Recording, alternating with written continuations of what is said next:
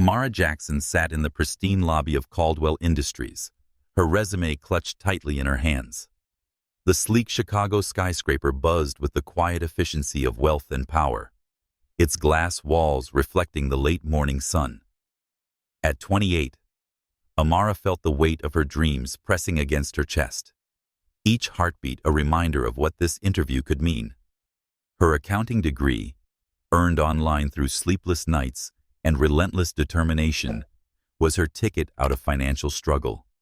Raised on Chicago's South Side by a single mother who worked 2 jobs, Amara had learned early that nothing came without a fight. Today, she was ready to claim her place in a world that often seemed designed to keep her out. The receptionist, a young woman with a polished smile, glanced up from her computer. "Ms. Jackson, Mr. Caldwell will see you now." Amara nodded, smoothing her navy blazer, a thrift store find she'd tailored herself to look professional. Her heart raced, but she took a deep breath, channeling her mother's voice. "Your worth isn't in their approval, but in your work." She followed the receptionist through frosted glass doors, her low heels clicking softly on the marble floor. The corridor opened into an office that screamed authority. Floor-to-ceiling windows with a view of Lake Michigan, a mahogany desk the size of her kitchen table, and chrome accents that caught the light like a warning. Ethan Caldwell, the 35-year-old CEO of Caldwell Industries, sat behind the desk, his attention fixed on a tablet. His crisp white shirt and tailored gray suit spoke of a life Amara could scarcely imagine, one of private schools and inherited connections. As a white American heir to a Fortune 500 empire, Ethan carried the effortless confidence of someone who'd never had to prove his place. He didn't look up as Amara entered, merely gesturing to a leather chair. "Sit," he said, his tone clipped. "I've got 5 minutes." Amara swallowed her nerves and sat, her resume trembling slightly in her hands.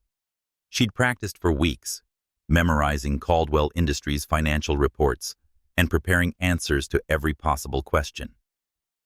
"Thank you for seeing me, Mr. Caldwell," she began, her voice steady despite the knot in her stomach. "I've brought my resume and—" "Hand it over," Ethan interrupted, finally glancing at her. His blue eyes were sharp, assessing, but devoid of warmth. Amara passed him the document, watching as he scanned it with a frown.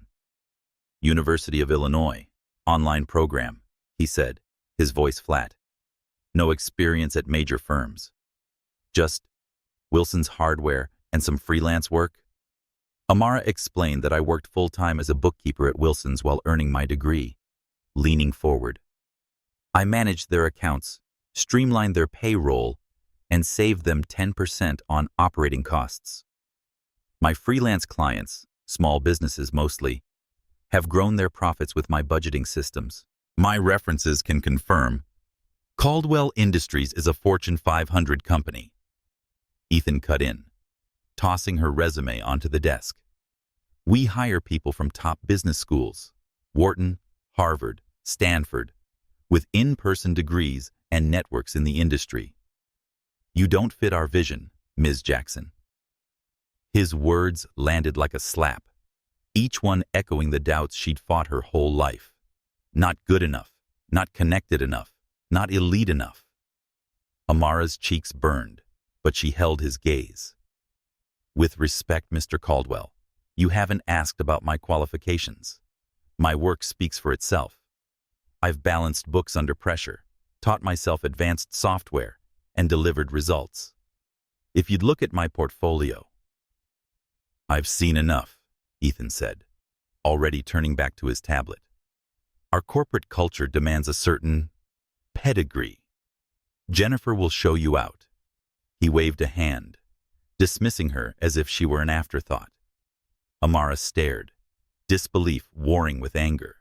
"You're judging me without a single question," she said, her voice low but firm. "That's not fair, and you know it." Ethan sighed, clearly annoyed. "My decision's made, Ms. Jackson. Good luck elsewhere." His tone was final, a door slamming shut. Amara stood, her head high despite the tears pricking her eyes. She wouldn't let him see her break. As she walked out, the receptionist offered a sympathetic smile. "Don't take it personally. He's been tough on everyone lately." But Amara did take it personally.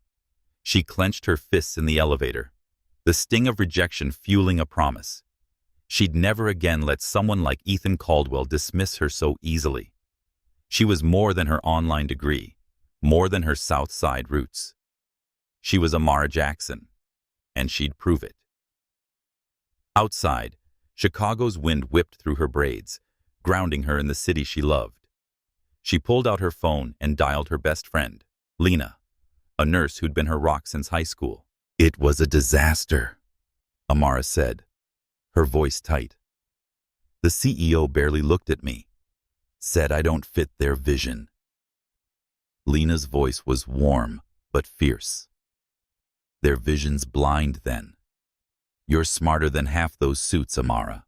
Keep pushing, you'll get your shot." Amara nodded, even though Lena couldn't see her. "I will. I'm not done yet." As she hung up, she glanced back at the towering Caldwell Industries building. Ethan Caldwell might have rejected her, but this wasn't the end. It was just the beginning of her fight to claim the future she deserved.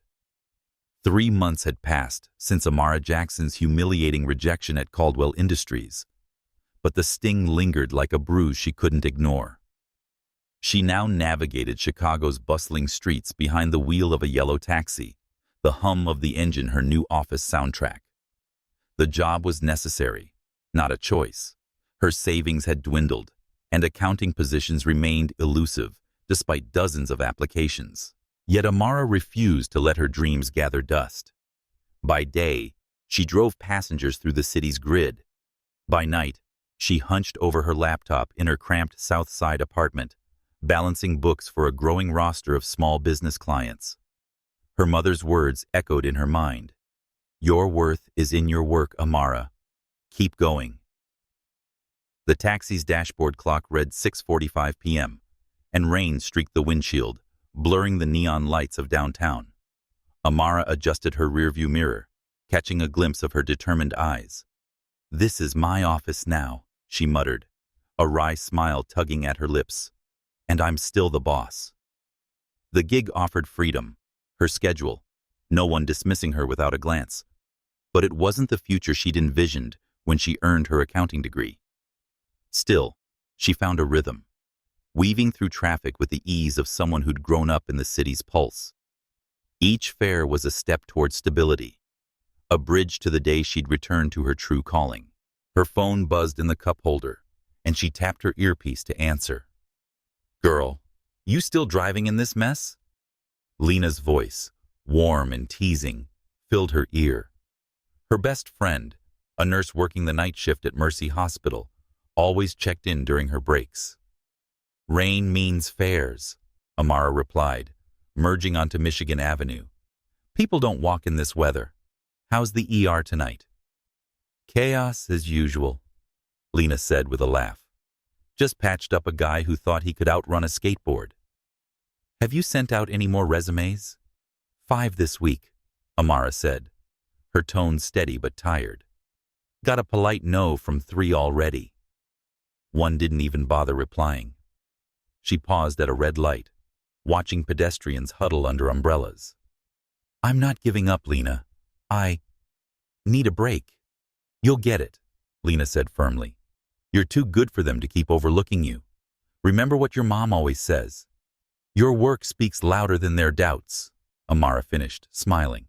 "Yeah, she called last night to remind me. She's still pushing me to come to Sunday dinner, saying I'm working too hard." "She's not wrong," Lena said. "You need to eat something besides deli sandwiches. Promise me you'll go this weekend." "Promise," Amara said, her heart lifting. Lena and her mother were her anchors, grounding her when the world felt unsteady. The light turned green, and she eased the taxi forward, scanning for fares. The rain was a blessing tonight. Busy streets meant steady income, and she needed every dollar to cover rent and keep her freelance software subscriptions active. As she turned onto State Street, her thoughts drifted to that disastrous interview with Ethan Caldwell. His cold dismissal, "You don't fit our vision," still burned, not because she doubted her skills, but because it exposed the barriers she'd always faced. Doors closed by gatekeepers who valued pedigrees over talent. She'd vowed to prove him wrong that day, to show the world what she could do. Her freelance clients, from a family-owned bakery to a local gym, thrived because of her budgeting systems. If Caldwell Industries couldn't see her value, someone else would. Her phone buzzed again, this time with a text from her mother. "Proud of you, baby. Don't let those suits dim your light." Amara's chest warmed. Her mother had worked double shifts as a cleaner and a cashier to put her through school, never complaining. That strength fueled Amara, pushing her to keep applying, working, and believing. She typed a quick reply, "Love you, Mama," and tucked the phone away. The rain intensified, drumming against the taxi's roof. Amara flicked on the wipers, her eyes scanning the sidewalk. A man in a tailored suit stood at the curb with no umbrella, his hand raised in frustration as cabs passed him. Something about his posture, broad shoulders, impatient stance, felt familiar, but she shook it off. A fare was a fare, and she needed the cash. She pulled over, the taxi's tires splashing through a puddle, and the man yanked open the back door, sliding in with a gust of damp air. "Grandview Hotel, please," he said, shaking water from his coat. "I'm late for a meeting." Amara froze, her hands tightening on the wheel. She instantly knew that voice, crisp, commanding, with a hint of arrogance. She glanced in the rearview mirror, and there he was, Ethan Caldwell, his dark hair plastered to his forehead, typing furiously on his phone, oblivious to her. Her heart pounded, a mix of anger and disbelief. Of all the taxis in Chicago, he'd climbed into hers. For a moment, she considered telling him to get out, to find another ride. But something stopped her. Maybe curiosity, or the quiet satisfaction of having him in her car, dependent on her. "Grandview Hotel." "Got it," she said, keeping her voice neutral as she pulled into traffic. She stole another glance in the mirror, waiting for him to look up, to realize who was driving. This wasn't the glass-walled office of Caldwell Industries. This was her turf, and she was in control. Whatever happened next, Amara knew one thing. This ride would change everything. Rain battered the roof of Amara Jackson's taxi, a relentless rhythm that matched the pulse of Chicago's evening rush. She gripped the steering wheel, her eyes flicking between the road and the rearview mirror, where Ethan Caldwell sat in the back seat, oblivious to her identity. His tailored suit was damp, his dark hair slicked back by the storm, and his fingers danced across his phone with the urgency of a man late for something important. Amara's heart thudded, not with nerves, but with a strange mix of indignation and opportunity. 3 months ago, this man had dismissed her dreams without a second glance. Now, he was in her car, dependent on her to get him to the Grandview Hotel. The irony wasn't lost on her. "Traffic's heavy tonight," she said, her voice calm but edged with purpose. "It may take a bit to get to the Grandview." She wanted him to look up, see her, and feel the weight of their last encounter. Ethan grunted, barely acknowledging her, his focus still on his phone. Amara's lips pressed into a thin line. She wasn't invisible this time. She adjusted the mirror, catching his reflection, and tried again. "Rough night to be out without an umbrella, huh?" That got his attention. Ethan's head snapped up, his blue eyes meeting hers in the mirror. For a moment, he frowned, as if trying to place her. Then, recognition hit, his expression shifting from distraction to shock. "Ms. Jackson?" he said, his voice tinged with disbelief. He leaned forward, setting his phone on the seat. You're Driving a taxi? Amara kept her eyes on the road, a faint smile tugging at her lips. Remember, didn't fit the Caldwell vision? She said, echoing his words from their disastrous interview. Life's full of surprises. Sometimes you take the job that pays the bills. Her tone was steady, but the jab was deliberate, a reminder of his snap judgment. Ethan shifted uncomfortably, his polished demeanor faltering. He said, I didn't expect to see you here. His voice softer now, almost cautious. He ran a hand through his wet hair, water dripping onto his collar. I owe you an apology, Ms. Jackson. I was too quick to judge at your interview. Amara's grip tightened on the wheel. An apology? From the man who'd barely glanced at her resume before dismissing her? She wasn't sure whether to laugh or tell him to get out. Instead, she kept her voice calm. 2 minutes, Mr. Caldwell. That's all it took for you to decide I wasn't good enough. Now you're sorry? She glanced in the mirror, catching the flicker of guilt in his eyes. I was wrong, Ethan said, leaning closer to the partition. Things were complicated at the company then. I wasn't at my best. He hesitated, as if weighing his words. I looked at your resume again after you left. Your work at Wilson's Hardware, the freelance clients. It's impressive. I should have given you a fair chance. Amara's brow arched, skepticism warring with curiosity. And what changed your mind now? Seeing me in a taxi? She navigated a turn, the city's lights smearing across the windshield. The tension in the car was thick, the hum of the rain amplifying their silence. Ethan exhaled, his voice quieter. I've been rethinking a lot lately about the kind of leader I want to be. I made a mistake with you, and I'd like to fix it. He reached into his coat, pulled a business card, and slid it through the partition. The senior financial analyst position is still open. Call my office tomorrow. I want to reconsider your application. Amara stared at the card resting on the passenger seat, her mind racing. Was this a pity? Guilt? Or did he genuinely see her potential? She thought of her mother's late-night shifts, Lena's encouragement to keep pushing, and her endless hours balancing books for clients who trusted her. She didn't need Ethan Caldwell's charity, but she did need a chance to prove herself. Why would I trust you? She asked, her voice sharp. You judged me once without even listening. What's different now? Ethan met her gaze in the mirror, his expression earnest because I saw you now. And because I believe you're exactly what my company needs. Someone who works harder than anyone else, who doesn't rely on connections to get ahead. He paused, a faint smile breaking through. Plus, you're good at navigating challenging situations. This traffic's a nightmare. Amara almost laughed, the unexpected humor catching her off guard. She pulled up to the Grandview Hotel, the neon sign glowing through the rain. Ethan paid the fare, adding a generous tip, but didn't move to leave. Please, he said, his voice low. Think about it. You deserve better than being dismissed. She held his gaze, her resolve wavering.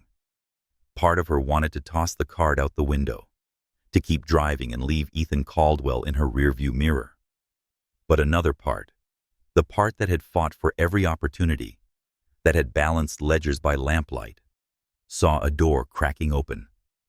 I'll think about it, she said finally, taking the card and slipping it into her pocket. But don't expect me to make it easy for you. Ethan's smile widened, a spark of respect in his eyes. I wouldn't expect anything less, Ms. Jackson. He stepped out into the rain, pausing before closing the door. For what it's worth, I'm glad fate put me in your taxi tonight. He shut the door and disappeared into the hotel's glow, leaving Amara alone with the patter of rain and the weight of his words. She stared at the business card, its edges crisp against her fingers. This wasn't the closure she'd expected. It was a challenge. It was a Ethan Caldwell had underestimated her once, but now he was asking for a second chance. Amara felt a fire ignite as she pulled back into traffic. She'd face whatever came next on her terms, in her driver's seat, ready to steer her future. The morning sun cut through Chicago's skyline, glinting off the glass facade of Caldwell Industries. But Amara Jackson felt no warmth as she pulled her taxi to her usual stand near the Loop. The business card Ethan Caldwell had given her last night sat heavy in her pocket, its embossed logo a reminder of rejection and opportunity. She hadn't slept much, her mind wrestling with his offer to reconsider her application. Was it genuine, or guilt from a man caught off guard by fate? As she sipped coffee from a thermos, her phone buzzed with a text from Lena. "You calling that CEO or what? Don't let pride block your path." Amara sighed, her friend's words echoing her mother's mantra. Your work speaks louder than their doubts. She wasn't sure she trusted Ethan, but she trusted herself. Her thoughts were interrupted by a familiar figure approaching her taxi. Ethan Caldwell, pristine in a charcoal suit despite yesterday's rain-soaked chaos, waved as he crossed the street. Amara's pulse quickened, not with nerves, but with the challenge of facing him again. She rolled down her window, keeping her expression neutral. "Lost your umbrella again, Mr. Caldwell? Or just slumming it with the taxi crowd?" Ethan's smile was sheepish, a crack in his usual polish. "I called Metro Taxi, asked for you specifically." He slid into the back seat, his cologne mingling with the faint leather scent of the car. "Can you take me to the West Loop? I've got a lunch meeting at a diner on Randolph." Amara raised an eyebrow, starting the engine. "You tracked me down? That's borderline stalking." Her tone was sharp, but curiosity flickered within her. Why was he here, seeking her out after months of silence? Persistence, not stalking, Ethan corrected, leaning forward. "I meant what I said last night, Ms. Jackson. I was wrong about you, and I want to make it right. But you'd need more than a card to believe me." She glanced at him in the rearview mirror, his blue eyes steady but less guarded than before. She said, "You've got 10 minutes to the West Loop, merging into traffic. Convince me." Ethan nodded, as if accepting a challenge. "I checked your references after our encounter, Wilson's Hardware. Mr. Wilson called you the best bookkeeper he's ever had. Said you caught a payroll error that saved him thousands. Your freelance clients, the bakery, and the gym raved about your systems. I should have seen that 3 months ago, but I was too busy playing my father's game." Amara's grip tightened on the wheel. "Your father's game?" she asked, weaving through a snarl of cars. The city hummed around them, horns blaring faintly in the morning rush. Ethan exhaled, his voice quieter. "My father, Robert Caldwell, built this company on old money networks, elite schools, country clubs, handshakes with the right people. When he stepped down as CEO last year, I felt pressure to prove I could run things his way. I dismissed you because your resume didn't fit his mold. Online degree, no Ivy League, no connections." He paused, his reflection in the mirror showing a flicker of regret. "I was wrong, and it wasn't the first time." Amara's skepticism softened, but she kept her guard up. "Sounds like you're apologizing for your father, not yourself. Why should I believe you've changed?" Ethan leaned closer, his voice earnest because I haven't stopped thinking about you since that interview. Not just your resume, but how you stood up to me when I shut you down. Most people don't. And because I made a mistake years ago that still haunts me." He hesitated, then continued. "In college, I had a friend, Sam, who was brilliant but from a small town with no connections. I could have helped him get a job at my father's firm, but I didn't. I bought into the idea that he didn't fit. He's a teacher now, happy, but I lost a friend and a chance to do the right thing. I don't want to make that mistake again. Amara's chest tightened. His story hit close to home, a reminder of the doors she'd faced, locked by others' biases. But trust wasn't earned in a single ride. "That's a nice story, Mr. Caldwell," she said, pulling into the West Loop. "But words don't change the past. You want me to believe you? Please show me." Ethan nodded, undeterred. "Join me for lunch. Not here, not business, just a diner down the street. Let me tell you about the analyst position and what it could mean for you. No pressure, just a conversation." Amara parked outside the diner, its neon sign buzzing faintly. She turned to face him, her eyes searching his. This wasn't the cold CEO who dismissed her. This man was asking for a chance, vulnerable in a way she hadn't expected. Her mother's voice echoed. "Your worth is in your work, but it could also be done by giving second chances." "1 hour," she said finally, "and I'm not saying yes to anything yet." Ethan's smile was warm, almost boyish. "1 hour's all I need." He stepped out, holding the door open for her. Amara felt the business card in her pocket as they walked toward the diner, a small weight carrying enormous possibilities. She wasn't ready to forgive Ethan Caldwell, but was prepared to listen. And in that moment, with Chicago's skyline looming behind them, she sensed the road ahead would shift in ways neither of them could predict. Amara Jackson stood outside Caldwell Industries, the Chicago skyline framing the glass tower that had once rejected her. Today, she wasn't an interviewee, but a senior financial analyst. Her new title a hard-won victory after Ethan Caldwell's unexpected offer. She adjusted her new navy suit, bought with her last freelance paycheck, and clutched a briefcase holding her mother's old silver pen, a talisman of resilience. Her stomach fluttered, not with fear, but with purpose. She'd fought too hard to let doubt creep in now. As she entered the lobby, her phone buzzed with a text from Lena. "Own that place, girl. You've earned it." Amara smiled, drawing strength from her friend's words, and headed for the executive floor. The elevator opened to a sleek corridor where Ethan waited, his tailored suit crisp against the morning light. "Welcome to Caldwell Industries, Ms. Jackson," he said, his smile warm but professional. "Ready for your first day?" Amara nodded, catching the curious glances of passing employees. Ethan led her to a corner office with expansive windows overlooking the city, a modern desk, and a small conference table. "This is yours," he said, opening the door. Amara's breath caught. "This is a senior analyst's office?" she asked, stepping inside. The space felt like a dream, far from her cramped apartment and the taxi driver's seat. Ethan explained that you're reporting to me and Claire Caldwell, our finance director. Your work at Wilson's and your freelance clients show you're ready for this.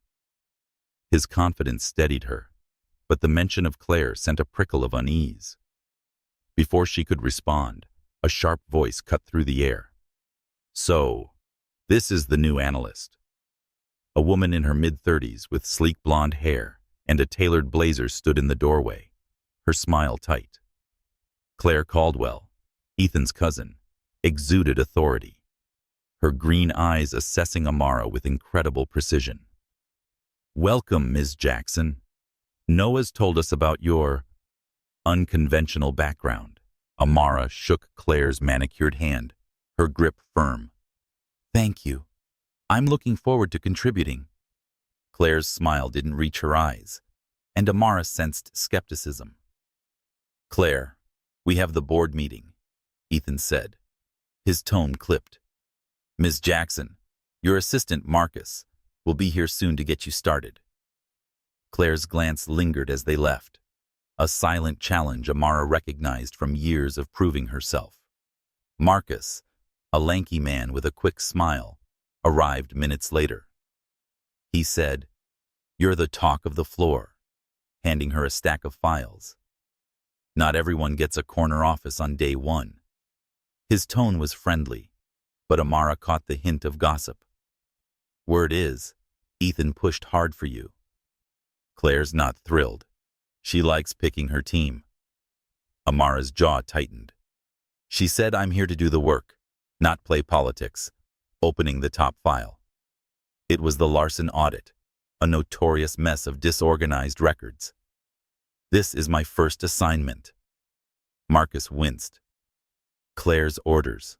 It's a beast. Previous analysts gave up after weeks. The deadline's Friday. Amara nodded, her resolve hardening. If Claire thought she could scare her off, she was mistaken. By noon, Amara was deep in the Larson files, her laptop humming with spreadsheets she'd built from scratch. The numbers were chaotic, but patterns emerged under her practiced eye. She jotted notes, her mother's pen a steady weight in her hand. Marcus poked his head in. Team meeting in 10. Ready to meet the crew? The conference room buzzed with analysts, their chatter fading as Amara entered. Sarah, a sharp-eyed woman with a notepad, offered a cautious nod. She said she heard you caught a payroll error at Wilson's. Impressive. Others whispered skeptically, like a man in a pinstripe suit. Their eyes flicked to her office door. Claire led the meeting, assigning tasks with crisp efficiency. Ms. Jackson, you'll focus on Larson, she said, her tone implying a test. We expect thoroughness. Amara met her gaze. You'll have it. The room felt charged, her colleagues' curiosity a mix of respect and doubt. She was the outsider, Ethan's pick, and she'd need to prove her worth beyond his endorsement. That evening, Amara called her mother from her apartment, the city lights twinkling outside. They gave me a corner office, Mama, she said, her voice a mix of pride and nerves. But the finance director's already testing me. Her mother's laugh was warm. Let her test you, baby. You've balanced books through worse than office games. Show them what you're made of. Amara hung up, her mother's words fueling her. She opened her laptop, diving back into the Larson audit. Numbers were her language. She'd speak it louder than Claire's doubts. Ethan's business card sat on her desk as she worked, a reminder of their taxi ride. His apology had been earnest, his offer a lifeline, but Amara knew this job wasn't a gift. It was a chance she'd seize on her terms. Tomorrow, she'd tackle the audit and the whispers, proving she belonged not because of Ethan, but because of her grit. The road ahead was daunting, but Amara Jackson was ready to drive it. Amara Jackson stood in front of her apartment's cracked mirror, smoothing the sapphire blue dress that had arrived at her door that morning. The elegant fabric hugged her frame, its simple cut transforming her into someone who belonged in a world of chandeliers and orchestra halls. A note from Ethan Caldwell had accompanied it. For the symphony, if you choose to come. No strings attached. Ethan. Her fingers lingered on the note, her mind torn. Accepting his invitation to the Chicago Symphony Orchestra felt like crossing a line, but curiosity, and something more profound, urged her forward. She dialed Lena, her best friend, needing a voice of reason. Girl, you're going. Lena's voice crackled through the phone, her nurse's shift break energy undimmed. A CEO sends you a dress and symphony tickets? That's not just an apology, it's a move. Amara laughed, adjusting her earrings. It's a risk, Lena. I just started at Caldwell Industries. People are already whispering about Ethan favoring me. If I go, they'll talk more. So let them talk, Lena said. You earned that job with your skills, not his charm. Go, have fun, but keep your guard up. You're nobody's arm candy. Amara nodded, her mother's silver pen on her dresser grounding her. Okay, but you're coming with me. I need backup. Lena agreed, and an hour later, they stood outside Symphony Center, its ornate facade glowing under the evening lights. Amara felt out of place among the well-dressed crowd, but Lena's teasing grin steadied her. "You look like you belong," Lena whispered. "Own it." Inside, Ethan waited by the grand staircase, his black tuxedo sharp against the marble backdrop. His eyes widened as he saw Amara, a genuine smile breaking through his usual polish. "You came," he said, his voice soft. "And you look incredible." Amara's cheeks warmed, but she kept her tone light. "The dress helps." "Thanks for the gesture, but it's a lot." She gestured to Lena. "This is my friend Lena. She's my +1. Ethan shook Lena's hand, unfazed. "Good to meet you. I've got a private box reserved. Shall we?" He offered his arm, and after a glance at Lena's approving nod, Amara took it, her heart fluttering despite her resolve. The private box overlooked the stage, its plush seats a world away from Amara's taxi. As the orchestra tuned, Ethan leaned closer. "I used to play cello," he said, his voice low. "My father called it a distraction and said a Caldwell should focus on business, not music. But this, Beethoven's Fifth, is where I find clarity." Amara studied him, surprised by his vulnerability. "Why'd you stop playing?" she asked, genuinely curious. "My father's expectations," Ethan admitted, his gaze distant. He wanted a son who'd uphold the family name, not chase passions. "I gave in, but nights like this remind me who I could have been." His honesty disarmed her, a crack in the CEO's facade she'd first met. The lights dimmed, and the orchestra's opening notes filled the hall, powerful and sweeping. Amara felt the music pulse through her, its intensity mirroring her drive. During a soaring crescendo, her hand brushed Ethan's, and without thinking, she let their fingers intertwine. His touch was warm, steady, and for a moment, she forgot the whispers at work, the weight of her new role. Lena caught her eye, raising an eyebrow but smiling. After the performance, Ethan suggested a nearby diner, away from the theater's elite crowd.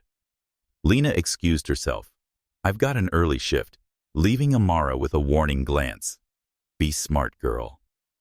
The diner was cozy, its red booths starkly contrasted to the symphony's grandeur. Over coffee and pie, Ethan shared stories of his childhood, summers at a lakeside estate, and the pressure to emulate his father. Amara opened up about her mother's sacrifices and her late nights balancing books. Their laughter came easily, the gap between their worlds narrowing with each shared story. But as they left the diner, Amara's practicality returned. "Ethan, tonight was amazing," she said, pausing on the sidewalk. "But I'm new at your company.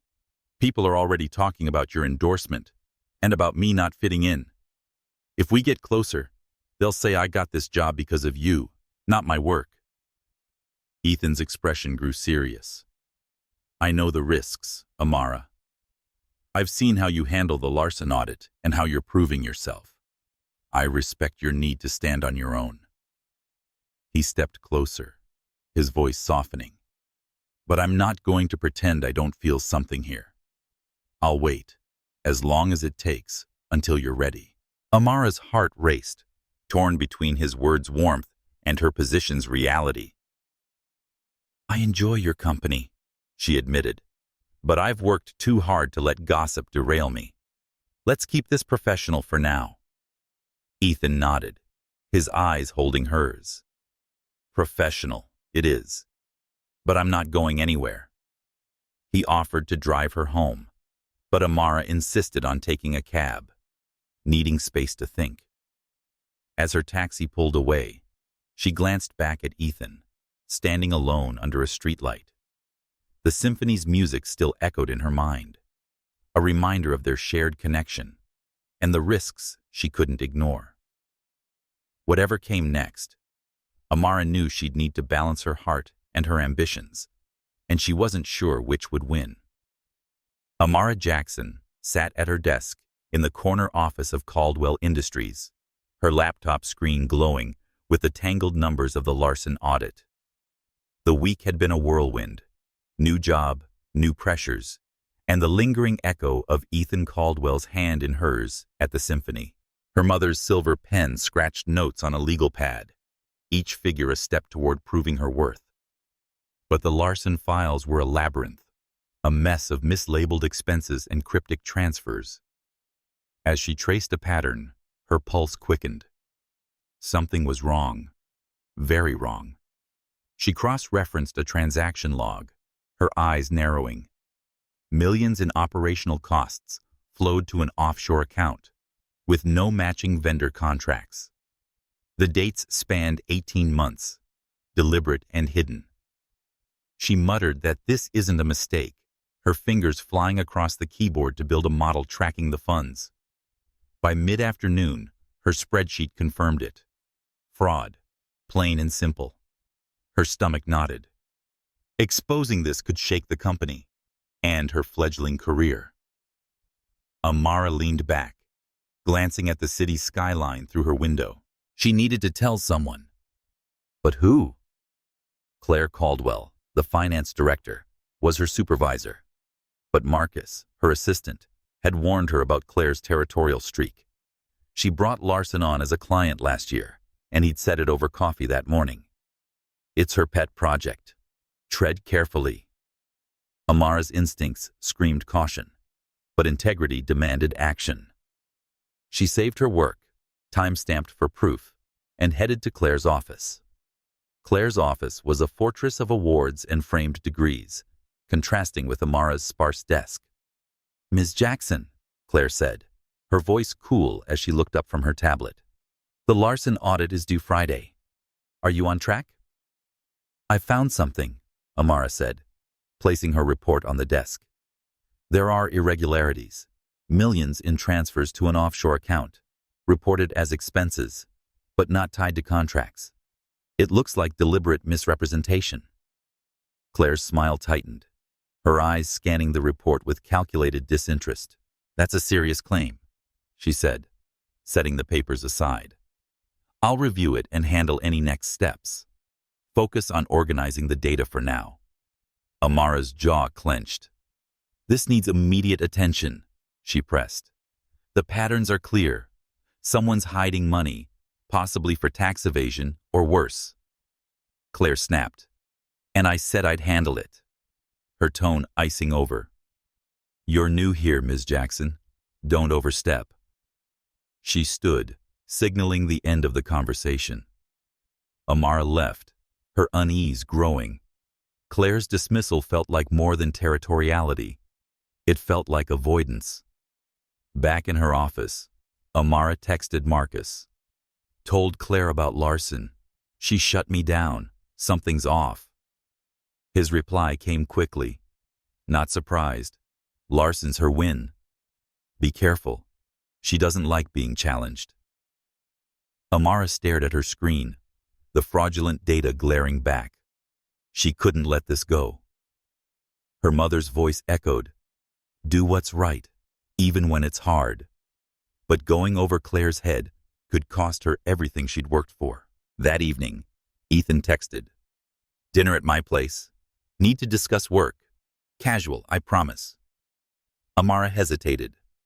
After the symphony, she'd asked to keep things professional, but this felt urgent. She replied, "Okay, but it's about Larson." Serious. His response was immediate. 7 p.m. I'll send a car." Ethan's penthouse was a sleek contrast to Amara's modest apartment, its rooftop terrace offering a breathtaking view of Chicago's twinkling lights. A private chef served grilled salmon and wine, but Amara's focus was on business.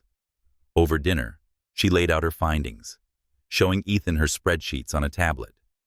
"These transfers are intentional," she said, pointing to the data. "Millions diverted, hidden as expenses. I told Claire, but she brushed it off." Ethan's brow furrowed, his fork pausing midair. "You found this in a week?" The last analyst spent months on Larson and missed it. He studied her models, his expression shifting from surprise to concern. This could be fraud, or worse. Claire's reaction worries me. She's protective of Larson because he's her client. That's what Marcus said, Amara replied, sipping her wine. But this isn't about her ego. If we don't act, the company's at risk. Ethan nodded, his gaze intense. You're right. You're seeing what others didn't, Amara. I knew you were good, but this... He shook his head, admiration clear. I'll look into Claire's response. We'll handle this correctly. The city lights shimmered below, and the mood softened. Ethan leaned closer, his voice low. I meant what I said at the symphony. I'm trying to respect your boundaries, but being around you, it's hard to stay just colleagues. His hand brushed hers, sending a jolt through her. Amara's heart raced, the warmth of his touch tempting her to let go. She pulled back, standing to pace by the terrace railing. Ethan, I feel it too, she admitted, her voice soft. But I'm still proving myself at work. Claire's already watching me, and the team's whispering about your endorsement. If we cross that line, they'll say I'm here because of you, not my work. Ethan joined her at the railing, his expression earnest. I know, and I'll wait until you're ready and feel secure in your role. But you're not just an analyst to me, Amara. You're someone who challenges me to be better. Before she could respond, he closed the distance, his lips meeting hers in a gentle, searing kiss. For a moment, she melted into it, the city fading away. Then reality snapped back. She stepped back, breathless. We can't, Ethan. Not yet. I need to establish myself first. He nodded, his eyes holding hers. I understand. Friends then, until you say otherwise. He drove her home, the silence between them charged but respectful. As Amara entered her apartment, her mother's pen in her pocket felt heavier. She'd uncovered fraud, sparked something with Ethan, and stirred trouble with Claire. The road ahead was treacherous, but Amara was ready to face it. Numbers, heart, and all. Amara Jackson's office at Caldwell Industries buzzed with the hum of her laptop, but her focus was fractured. The Larson audit's fraudulent transfers, millions funneled offshore, had consumed her week, and Claire Caldwell's dismissive reaction gnawed at her. She'd confided in Ethan last night, his concern validating her instincts, but their kiss lingered like a warning. Workplace whispers about Ethan's favoritism already trailed her. She couldn't afford more scrutiny. Her mother's silver pen sat on her desk, a reminder to stay grounded. As she double-checked her time-stamped spreadsheets, Marcus, her assistant, knocked and entered, his face grim. You heard about the board meeting? Marcus asked, closing the door. Claire called it this morning.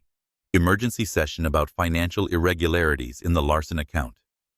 Amara's stomach dropped. My findings? She asked, her voice tight. She'd given Claire her report yesterday, expecting a follow-up, not a board meeting. Marcus nodded, lowering his voice. Word is, Claire's presenting it as her work. Claims she's been investigating Larson for months. Didn't mention you. Amara's hands clenched, anger surging. She's stealing my discovery? She stood, pacing to the window where Chicago's skyline glittered. I found that fraud in a week. She dismissed it and told me to focus on data entry. Marcus winced. It gets worse. She's hinting you're trying to take credit to cozy up to Ethan. The team's buzzing. Sarah thinks it's low, but others are eating it up. Sarah, the analyst who'd warmed to Amara, had become an ally, but the gossip stung. Amara's mind raced to her mother's words. Do what's right, even when it's hard. She couldn't let Claire rewrite her truth. I need proof, Amara said, sitting back at her desk. My notes, models, emails, Everything's time-stamped. Can you pull the IT logs for my files? Marcus nodded, already typing on his phone. Amara opened her laptop and compiled evidence. Her initial notes dated Monday, spreadsheets with metadata from Tuesday, and emails to Marcus discussing the fraud before she met with Claire. Her fingers trembled, not with fear, but with resolve. Her phone buzzed with a text from Lena. Heard about the drama from Marcus. Don't let that woman dim your shine. Fight back. Amara's lips curved into a determined smile. Lena's fire fueled her own. By noon, she'd built a timeline proving her discovery, each document a shield against Claire's betrayal. But going to the board risked escalating the gossip about her and Ethan. She texted him. Claire's taking credit for larceny. Board meeting. What do I do? Ethan's reply was swift. My office. Now. Amara grabbed her files and headed to the executive floor, ignoring the curious glances from colleagues. Ethan's office was a stark contrast to hers, its panoramic view framing him as he stood by the window. His suit sharp, but his expression troubled. Claire told the board she uncovered the fraud, he said, turning to her. She's claiming you were just her assistant on the analysis. That's a lie, Amara said, her voice shaking with fury.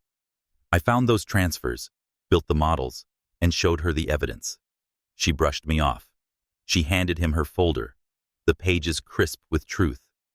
These prove I did the work. Dates, metadata, emails to Marcus. Ethan scanned the documents, his jaw tightening. This is airtight. But Claire's smart. She's framing it to discredit you, saying you're leveraging our connection. He hesitated, his eyes meeting hers. She's implying we're involved, that you're using me to get ahead. Amara felt sick, and her worst fear was realized. She said exactly what I was afraid of, sinking into a chair. I told you we needed to keep things professional. Now my work's being questioned because of us. Ethan said I tried to set the record straight, kneeling beside her. I told the board you brought this to me, that you're the one who caught it. But Claire's got allies, and the gossip's muddying things. The board called for an independent review to verify who found the fraud. Amara's heart sank. So, is my career on trial because Claire wants the credit? She stood, pacing. I came here to prove myself and not get caught up in corporate games. Ethan stood too, his voice firm. You're not alone in this. I'm on your side, Amara. We'll take your evidence to the review committee. Your work speaks for itself. He paused, his gaze softening. I'm sorry this is happening. I should have seen Claire's move coming. Amara shook her head. This isn't your fault. It's hers. She gathered her files, determination settling over her.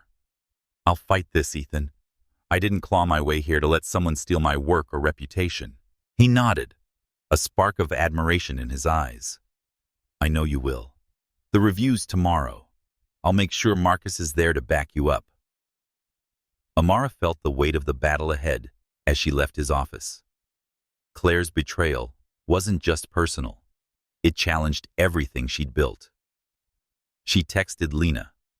Board meeting tomorrow. Claire's playing dirty. I'm ready to fight. Lena's reply was instant. You've got this. Show them who you are. Amara slipped her mother's pen into her pocket, its familiar weight steadying her. Claire might have the board's ear, but Amara had the truth, and she'd ensure it was heard. The Chicago skyline loomed like a promise as she returned to her office. This fight would define her, and she wouldn't back down. Amara Jackson stood outside the conference room at Caldwell Industries, her folder of evidence clutched tightly, each page a testament to her discovery of fraud in the larceny account. The Chicago skyline loomed through the glass walls, a silent witness to the battle ahead. Claire Caldwell's betrayal, claiming Amara's work as her own and insinuating a personal relationship with Ethan Caldwell, had turned her first week into a crucible. But Amara was ready. Her mother's silver pen in her pocket felt like armor, and Lena's text from that morning burned in her mind. Show them your truth, girl. You're unstoppable. She took a deep breath and stepped inside. The review committee, led by Eleanor Wright, a board member with a no-nonsense demeanor, sat at a polished table. Two other executives, their expressions neutral, flanked her. Claire sat at the far end, her blonde hair sleek, her smile confident but brittle. Ms. Jackson, please sit, Eleanor said, gesturing to a chair. We're here to clarify the Larson account investigation. Ms. Caldwell claims she led the effort, with you assisting with the calculations. Amara's pulse quickened, but her voice was steady. That's not true, she said, meeting Eleanor's gaze. I was assigned the Larson audit last week. I independently identified the fraudulent transfers within a day and reported them to Ms. Caldwell, who dismissed my concerns. Eleanor's brow arched. Do you have evidence to support this? Yes, Amara replied, opening her folder. My original notes, dated Monday, outline the suspicious transfers. My spreadsheet models, created on Tuesday, track the offshore account, metadata verified by IT. And these emails to my assistant, Marcus, discussed the fraud before I met with Ms. Caldwell. She passed copies to each committee member, her hands steady despite the stakes. Claire's composure faltered, her fingers tightening on her pen. Those could be fabricated, she said, her voice sharp. I've been investigating Larson for months. Ms. Jackson is trying to take credit to advance herself, likely with Ethan's help. Amara's jaw clenched, but she kept her tone calm. The company email server timestamps can't be altered, and IT confirmed the spreadsheet metadata. These aren't opinions, they're facts. She slid another document forward, a log of her file activity. I've been at this company for a week. My work stands on its own. Eleanor examined the documents, her eyes narrowing as she cross-referenced dates. The other board members whispered, their skepticism shifting toward Claire. Ms. Caldwell, Eleanor said, these records clearly show Ms. Jackson identified the fraud before bringing it to you. How do you explain this? Claire's smile vanished, her voice rising. I've been here 15 years. My reputation is impeccable. She's new, untested, and leveraging her connection with Ethan. The accusation hung heavy, and Amara's heart sank. The gossip she'd feared was now weaponized. Before Eleanor could respond, the door opened, and Ethan entered, his suit crisp, but his expression resolute. I apologize for interrupting, he said, but as CEO, I need to ensure the facts are clear. He moved to Amara's side, his presence steadying her. Ms. Jackson brought her concerns to me after Ms. Caldwell dismissed them. Her work uncovered significant fraud, and she acted with integrity, not personal gain. Claire's eyes flashed. Of course, she went to you, she said, her tone venomous. Everyone knows about your special relationship. There's nothing inappropriate here, Ethan said firmly. Ms. Jackson's work speaks for itself. To confirm, I've asked her assistant to join us. He opened the door, and Marcus entered, nervous but composed. Mr. Davis, Eleanor said, what's your knowledge of this timeline? Marcus nodded, glancing at Amara. Ms. Jackson showed me her findings on Monday, the day she started the audit. She built the models and identified the fraud before presenting them to Ms. Caldwell. I saw her work firsthand. Claire stood, her face flushed. This is absurd. You're all conspiring against me. Her voice cracked, betraying her panic. No one's conspiring, Claire, Ethan said calmly. The evidence shows Ms. Jackson did the work. You took credit for it. Eleanor closed Amara's folder, and her decision was clear. Based on these documents, Ms. Jackson independently uncovered the Larson fraud. The timestamps and testimony are conclusive. Ms. Caldwell, your actions are concerning and will be reviewed further. She turned to Amara, her tone softening. Ms. Jackson, your diligence has saved this company from significant risk. Well done. Amara exhaled, relief flooding her. Thank you. I was doing my job. Claire gathered her things, her face a mask of fury, and stormed out muttering, "This isn't over." Later, Amara learned the board had reassigned Claire to their London office with a performance review to address her misconduct. A small but satisfying consequence. As the meeting ended, colleagues like Sarah, the analyst who'd warmed to Amara, stopped by her office. "You took down Claire with facts," Sarah said, grinning. The team's impressed. Others, once skeptical, offered nods of respect in the halls, shifting the tide of gossip. Amara texted Lena, "I won. Claire's exposed. Feeling like I belong." Lena's reply was swift. "Knew you would. Celebrate tonight." Amara smiled, slipping her mother's pen into her pocket. Outside, Ethan waited, his expression a mix of pride and relief. "You were incredible in there," he said. "I knew you'd shine." "Thanks for backing me," Amara replied, her voice warm but cautious. "But we need to talk about us. This can't keep complicating my work." Ethan nodded, his eyes holding hers, promising a conversation to shape their future. For now, Amara stood taller, her reputation intact, ready to face whatever came next. Amara Jackson sat at her desk in Caldwell Industries, the city skyline a quiet backdrop to her racing thoughts. Her victory over Claire Caldwell in the review committee had cemented her reputation, but the cost lingered.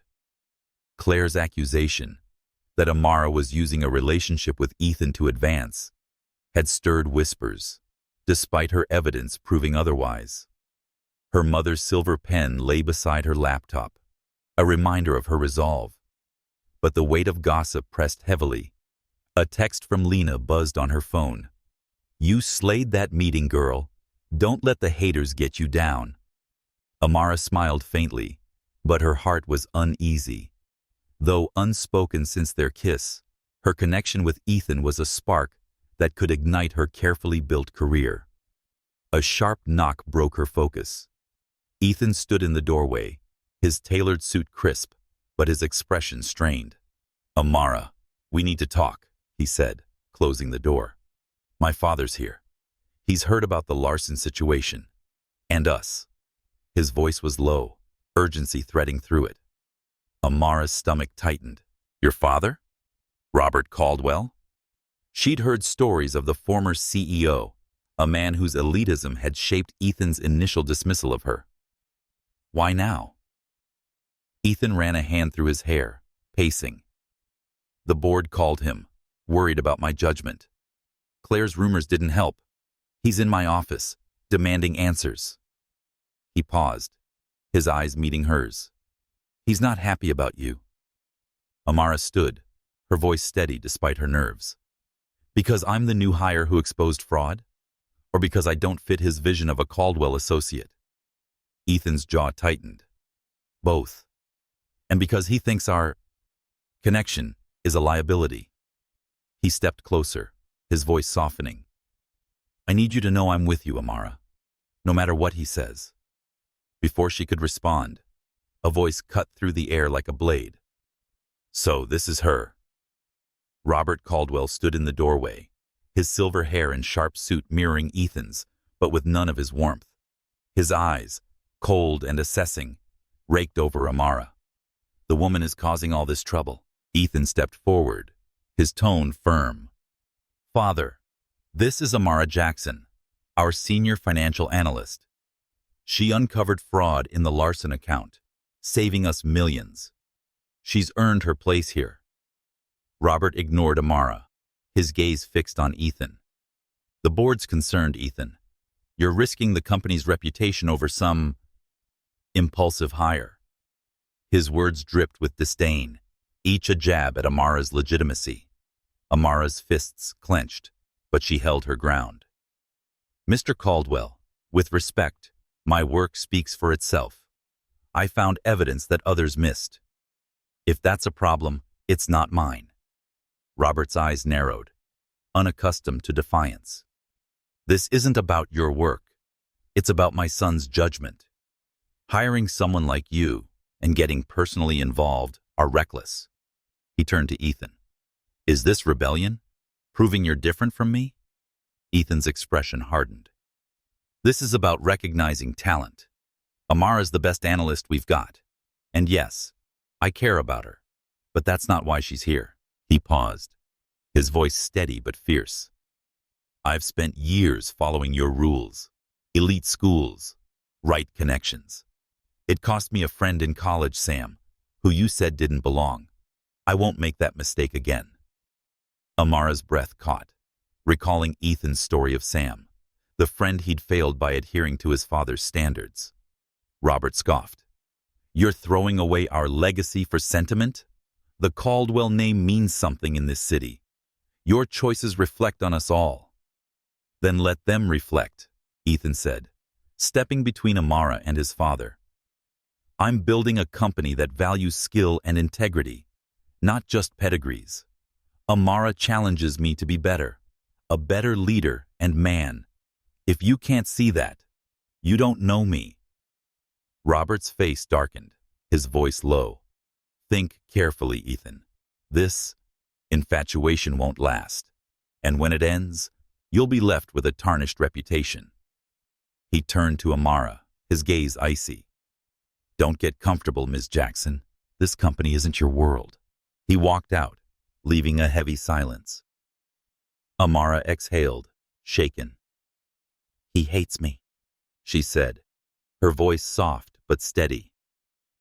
I don't want to come between you and your family, Ethan. You're not, Ethan said, taking her hands. This rift's been growing for years. My father wants a clone, not a son. You gave me the courage to stand up to him finally. His touch was warm, grounding, but his words stirred doubt. Will he come around? Amara asked, pulling back. He's not just your father. He's Robert Caldwell. His influence could make things harder for me here. Ethan's eyes softened. He'll have to. Your work on Larson impressed the board. Even he can't deny the results. But I need to know. Where does this leave us? Amara paced to the window, the city sprawling below. I care about you, Ethan, more than I expected. But today showed me how fast this can spiral. Claire's rumors, your father's judgment. I need to prove myself on my terms before we can be anything more. Her voice wavered, but her resolve held. I can't risk my reputation when I'm finally being seen for my work. Ethan nodded, his disappointment clear but tempered by respect. I understand. Take the time you need. I'm not going anywhere. He moved to the door, pausing. But this isn't over, Amara. Not by a long shot. Amara sank into her chair as he left, her mother's pen a steady weight in her pocket. Her phone buzzed with a text from Lena. Heard about the board drama. You okay? Amara typed back, shaken but standing. Big fight ahead. She looked at the skyline, her heart torn between the man who believed in her and the world that still doubted her. Robert Caldwell's words echoed, but so did her strength. Whatever came next, Amara would face it head-on, her truth, her greatest weapon. Amara Jackson stood in her corner office at Caldwell Industries, the Chicago skyline a glittering testament to her improbable journey. The past week had tested her. Claire Caldwell's betrayal, the review committee's scrutiny, and Robert Caldwell's biting disdain had threatened to unravel her hard-won place. Yet her evidence had prevailed, exposing Claire's deceit and earning her the board's respect. Her mother's silver pen rested on her desk, a quiet anchor as she reviewed a new compliance report. A text from Lena buzzed on her phone. Heard you crushed it. Director vibes yet? Amara smiled, typing back. Not yet, but I'm ready. Her victory was sweet, but the whispers about her and Ethan lingered, a shadow she couldn't ignore. A knock interrupted her thoughts. Marcus, her assistant, burst in, waving a letter with the company seal. You need to see this, he said, grinning. Board's decision, hot off the press. Amara opened the envelope, her breath catching. The letter named her Director of Financial Compliance, a new role created to leverage her fraud detection skills, reporting directly to the board. The promotion was unanimous. Even Robert Caldwell had voted in favor after reviewing her larceny work. Director Jackson, Marcus said, his eyes gleaming. You've been here a week, and you're rewriting the game. Amara's heart swelled, disbelief mingling with pride. A month ago, I was driving a taxi, she said, shaking her head. This feels surreal. She scanned the letter again, its words grounding her. The role meant leading a team, shaping compliance policies, and ensuring no more larceny scandals. She leaned back, her mind racing with plans. I want to make this inclusive, she told Marcus. Open doors for people who don't have elite degrees, but have the skills. People like me. Marcus nodded, impressed. That's big. The board's already buzzing about your recommendations. New audits, tighter controls. You're shaking things up. He paused, smirking. Also, Sarah's been singing your praises. Says you're the real deal. The team's coming around. Amara's chest lightened. Sarah, once cautious, now led a growing chorus of colleagues who respected her. The whispers about Ethan's favoritism were fading, replaced by nods in the halls. With a performance review looming, Claire's reassignment to London had silenced her critics. Amara's work had spoken louder than gossip, as her mother always said. That evening, Ethan texted, Dinner to celebrate? Small place, no suits, just us. Amara hesitated, the memory of their kiss on his terrace vivid. Her new role changed things. Reporting to the board, not Ethan, reduced the conflict of interest concerns. She replied, Sounds good. Let's talk. His response was instant. 7 p.m., Riverside spot, casual. The restaurant, tucked along the Chicago River, was intimate, its candlelit tables far from the corporate glare. Ethan waited in a sweater and jeans, his usual CEO polish softened. Congratulations, Director Jackson, he said, his smile warm as she sat. The board's thrilled, and frankly, so am I. Amara laughed, sipping her water. Thanks. It's a lot to take in. I'm already planning how to make compliance fairer and give chances to those overlooked. She shared her vision, mentoring new analysts, diversifying hiring, and Ethan listened, his eyes bright with admiration. You're changing this company, he said, leaning forward. Your work on larceny forced us to rethink everything. The board's reviewing all major accounts now, thanks to you. He paused, his voice softening. I'm proud of you, Amara. And I need to ask, where does this leave us? Amara's heart skipped, the question she'd both dreaded and anticipated. She set down her glass, meeting his gaze. My promotion changes things, she said. I report to the board now, not you. The conflict of interest talk. It's less of an issue. She paused, her fingers tracing the tablecloth. I've been fighting to prove myself and to stand up for my work. But I can't deny what I feel when I'm with you. Ethan's face lit up, but he kept his tone measured. So, theoretically, if I asked you to date me, officially, no more colleagues pretense, would you say yes? Amara smiled, warmth spreading through her. Theoretically? Let's try it. No hiding, no pretending. Just us. She reached across the table, her hand finding his. But I'm still keeping my guard up, Ethan. I've worked too hard to let love mess this up. Ethan's laugh was soft, his fingers intertwining with hers. I wouldn't expect anything less. Amara Jackson, will you officially date me? No boardrooms, no taxis, just you and me. How can I refuse when you put it like that? Amara said, her smile widening.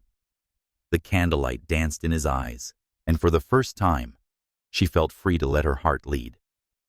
After dinner, they walked along the riverfront, hand in hand, the city's lights reflecting on the water. Passers-by glanced, but Amara didn't care. Her promotion had secured her place, and this, Ethan's hand in hers, was a choice she made without fear. This feels right, she said, stopping to face him. Scary, but right. Ethan's smile was radiant. Since that rainy day in your taxi, I knew you were different. I'm all in, Amara. They stood close, the river's breeze cool against their warmth. As they continued walking, Amara's phone buzzed with a text from her mother. Heard about the promotion, baby. So proud. Bring that man to dinner on Sunday. Amara laughed, showing Ethan the message. Guess I'm meeting the family, he said, grinning. Amara nodded, her heart full. She'd won her place at Caldwell Industries and opened her heart to Ethan. The road ahead was hers to shape, and she was ready to drive it with purpose and love. Amara Jackson stood in her office at Caldwell Industries, the Chicago skyline a canvas of lights beyond her window. 6 months had passed since her promotion to Director of Financial Compliance, and her department thrived under her leadership.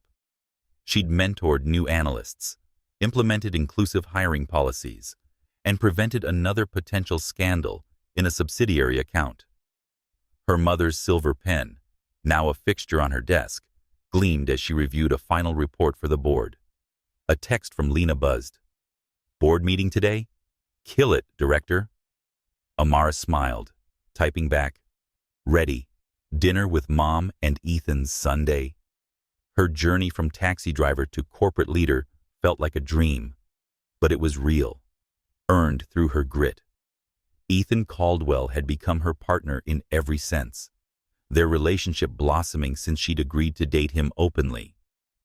Even Robert Caldwell, Ethan's father, had softened, grudgingly respecting Amara's impact after her latest triumph. The whispers of favoritism had faded, replaced by colleagues' admiration, with Sarah leading training sessions inspired by Amara's compliance models. As Amara prepared for the board presentation, Ethan knocked, his tailored suit sharp, but his smile soft. Ready to wow them? He asked. Always, Amara replied, gathering her materials. These new protocols will catch issues before they escalate.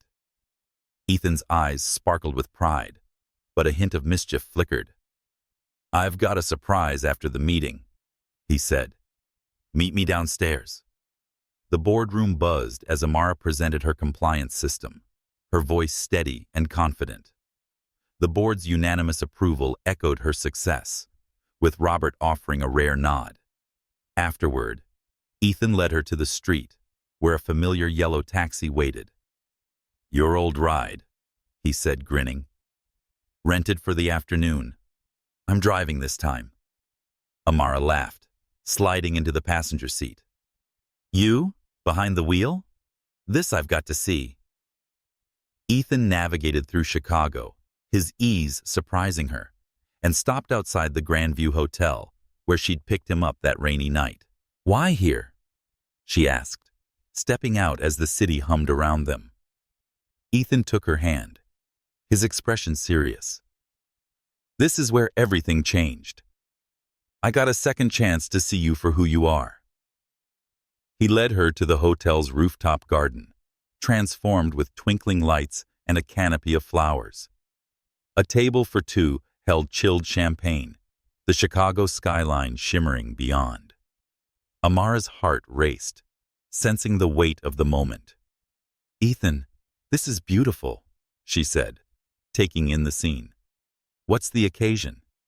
He faced her, his eyes intense. 6 months ago, I got into your taxi and found the woman who changed my life. You saw past my name and mistakes and challenged me to improve." He paused, his voice softening. "I have a confession. That rainy night wasn't entirely a chance. After our interview, I couldn't stop thinking about you. I called Metro Taxi and requested you, hoping to apologize. I didn't expect to feel this." Amara's breath caught, a smile tugging at her lips. "You stalked me?" she teased, though her heart swelled at his honesty. "Persistent recruiting," Ethan corrected, grinning. "And it was the best decision I ever made." He dropped to one knee, pulling a velvet box from his pocket. Inside was a simple, elegant diamond ring, its clarity reflecting the lights. "Amara Jackson, you're my partner, my challenge, my love. Will you marry me and keep driving this journey with me?" Tears filled Amara's eyes, joy overwhelming her. "Yes, Ethan," she whispered, her voice thick. "Yes, I'll marry you." He slipped the ring onto her finger, rising to kiss her, his touch tender yet fierce. The city faded, leaving only them, bound by a moment that felt like destiny. Weeks later, their engagement party filled a cozy venue, and friends and colleagues mingled with family. Lena raised a glass, winking at Amara. Marcus and Sarah chatted nearby, their respect for Amara evident. Even Robert attended, his stiff demeanor softened as he asked Amara about her compliance plans, a grudging olive branch.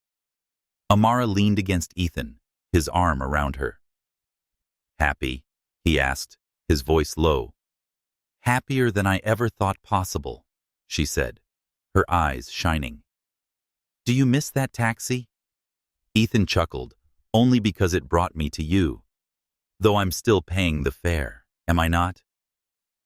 "With interest," Amara teased, kissing him softly. Lena caught her eye, raising her glass in a silent toast. Amara's journey, from a rejected applicant to a director and fiancé, had been unconventional, but it led her here, to love and a legacy of her own making.